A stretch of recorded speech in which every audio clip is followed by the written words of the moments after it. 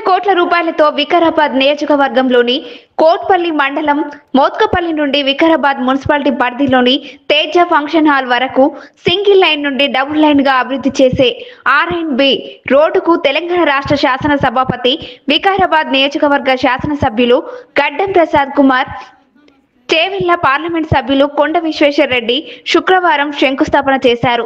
మోత్కపల్లి గ్రామం వద్ద జరిగిన శంకుస్థాపన కార్యక్రమంలో పాల్గొన్న స్థానిక ప్రజాప్రతినిధులు, నాయకులు, గ్రామస్తులు, R&B శాఖ అధికారులు పాల్గొన్నారు.